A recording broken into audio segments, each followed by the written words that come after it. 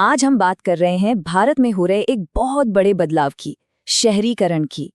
लाखों करोड़ों लोग हैं जो एक बेहतर जिंदगी की तलाश में शहरों की तरफ आ रहे हैं। और ये जो कहानी है ना, इसमें उम्मीदें भी हैं और जबरदस्त चुनौतियां भी।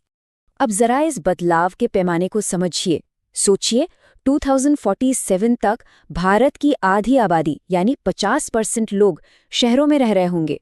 मतलब सिर्फ अगले 20-25 सालों में देश का नक्शा ही बदल जाएगा। जाहिर है ये एक बहुत बड़ा मौका है, पर उतनी ही बड़ी जिम्मेदारियां भी साथ लाता है। तो इस बदलाव को लेकर सरकार का विजन क्या है? खैर, सरकार इसे एक सोची समझी बड़ी एम्बिशियस परियोजना की तरह देख रही है। विकसित भारत बनाने की दिशा में एक अहम कदम।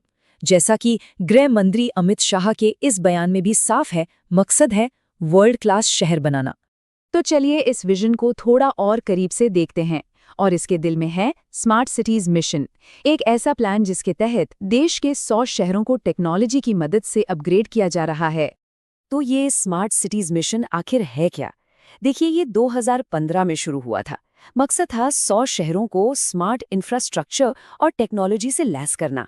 और इसका सबसे जरूरी हिस्सा, आप कह सकते हैं कि इसका दिमाग, वो है ICCCS, यानी integrated command and control centres.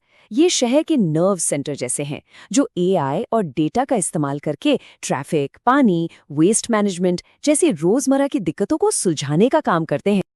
अब जरा आंकड़ों पर नजर डालते हैं और यहाँ एक दिलचस्प विरोधाभास दिखता है। एक तरफ मई 2025 तक 94% प्रोजेक्ट्स पूरे हो चुके थे। ये सुनने में तो बहुत शानदार लगता है, लेकिन दूसरी तरफ देखिए, सिर्फ 18% शहर ही ऐसे हैं जहां सारे के सारे प्रोजेक्ट्स खत्म हुए हैं।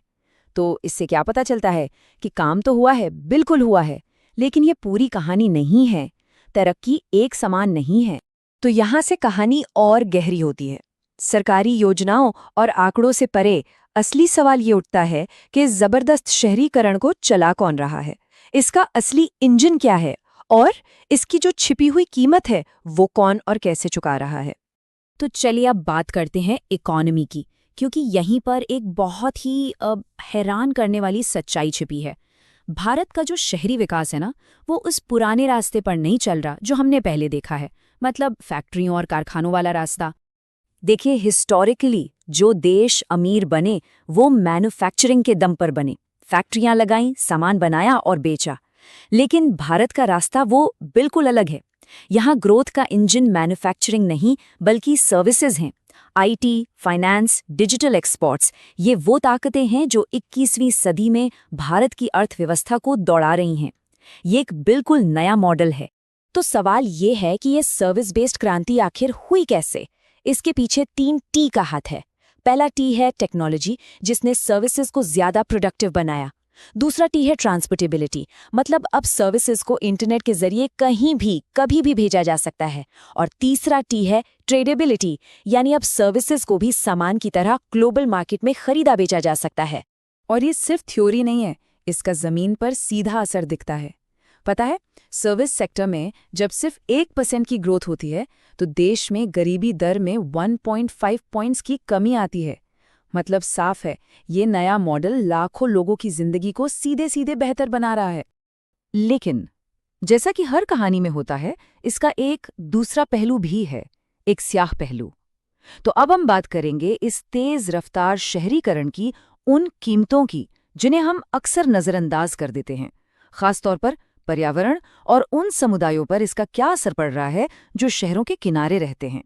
इस तस्वीर को देखिए, ये है पेरी अर्बन जोन।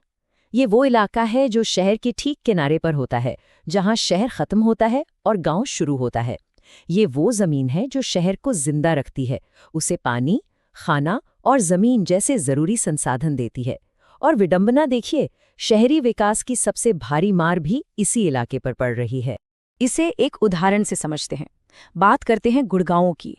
जो शहर कभी एक छोटा शांत सा गांव हुआ करता था, आज वो एक चमकता हुआ कॉर्पोरेट हब है। लेकिन इसकी इस चकाचौंध के पीछे गहरा संकट छिपा है, और वो है पानी का संकट।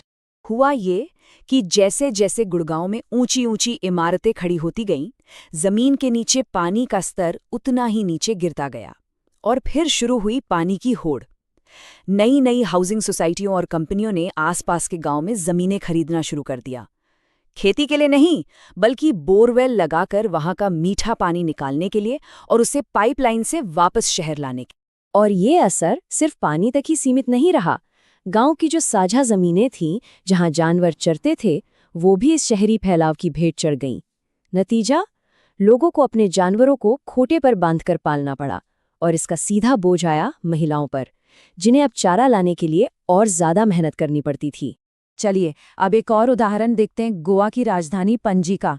यहाँ शहरीकरण एक ऐसे प्राकृतिक सुरक्षा कवच को तबाह कर रहा है जो सदियों से इस शहर की रक्षा करता आया है। ये जो आप देख रहे हैं, ये हैं पणजी की खाजान जमीनें। ये कोई मामूली जमीन नहीं है, ये सदियों पुराना इंसानों का बनाया हुआ एक कमाल का इकोसिस्टम है। इसमें धान के खेत हैं, नमक बनाने के पैन हैं और मैंग्रोव के जंगल भी। ये सब मिलकर शहर के लिए एक प्राकृतिक बाढ़ रक्षक की तरह काम करते हैं। ये एक जीता जागता सांस लेता हुआ सिस्टम है। लेकिन अब ये जरूरी इकोसिस्टम खतरे में है। विकास के नाम पर इस सुरक्षा कवच को तोड़ा जा रहा है। खेतों को कमर्शियल इस्तेमाल के लिए बदला जा रहा है। आंकड़ा देखिए, गोवा में एक जमाने में लगभग 300 सॉल्ट पैन हुआ करते थे। आज मुश्किल से 30-40 ही बचे हैं। ये सिर्फ आंकड़ा नहीं, ये एक बहुत बड़ी तबाही है। एक और बात समझनी बहुत जरूरी है। ये जो चुनौतियां हैं, ये पूरे भारत में एक जैसी नहीं हैं। ये नक्शा देखिए, ये साफ दिखाता है कि देश के अलग अलग हिस्सों में शहरीकरण का लेवल कितना अलग है। कहीं बहुत ज्यादा दबाव है, तो कहीं अभी शुरुआत हो रही है। इससे हर इलाके की अपनी अलग परेशानियां पैदा होती हैं। तो हमने टेक्नोलॉजी से लैस स्मार्ट सिटी के विजन को देखा, हमने सर्विस इकोनॉमी के अनोखे इंजन को समझा, और हमने पर्यावरण पर पड़ते इसके असर को भी देखा। अब सवाल ये है कि इन सब धागों को एक साथ कैसे बुना जाए? आगे का रास्ता क्या है? देखिए, यहाँ एक सीधा टकराव है। एक तरफ है टेक ड्रिवन स्मार्ट शहरों का सपना, दूसरी तरफ है जमीन की हकीकत, पर्यावरण पर बढ़ता दबाव। तो समाधान क्या है? समाधान है इन दोनों को मिलाने में। हमें अपनी ताकतवर सर्विस इकोनॉमी का इस्तेमाल करना होगा, ऐसे सस्टेनेबल इंफ्रास्ट्रक्चर को फंड करने के लिए जो उन इकोसिस्टम्स को बचाए जिन पर हमारे शहर खुद निर्भर हैं। हाँ, लेकिन ये रास्ता आसान बिल्कुल नहीं है। कई बड़ी चुनौतियां सामने खड़ी हैं। देश में आज भी 40 करोड़ से ज्यादा लोगों तक इंटरनेट नहीं है। उस डिजिटल डिवाइड को पाटना होगा। ऐसा इंफ्रास्ट्रक्चर बनाना होगा जो विकास भी करे और पर्यावरण को भी बचाए। दुनिया भर से बेस्ट टैलेंट को आकर्षित करना होगा। और सबसे बड़ी बात, प्लानिंग को बदलना होगा। ये मानना होगा कि एक शहर की सेहत उसके आसपास के पेरी अर्बन इलाकों की सेहत से जुड़ी हुई है। तो कुल मिला के बात ये है कि भविष्य स्मार्ट शहर और ग्रीन शहर के बीच किसी एक को चुनने का नहीं है। नहीं, असली चुनौती तो ऐसे स्मार्ट शहर बनाने की है जो अपने आसपास के पर्यावरण को खत्म करके नहीं, बल्कि उससे ताकत लेकर आगे बढ़ें। और यही वो बड़ा सवाल है जिसके साथ हम आपको छोड़े जा रहे हैं। क्या भारत के शहर विकास के इंजन बन सकते हैं, वो भी उन इकोसिस्टम को तबाह किए बिना जो असल में उन्हें जिंदा रखते हैं? इस सवाल का जवाब ही भारत के शहरी भविष्य की कहानी लिखेगा।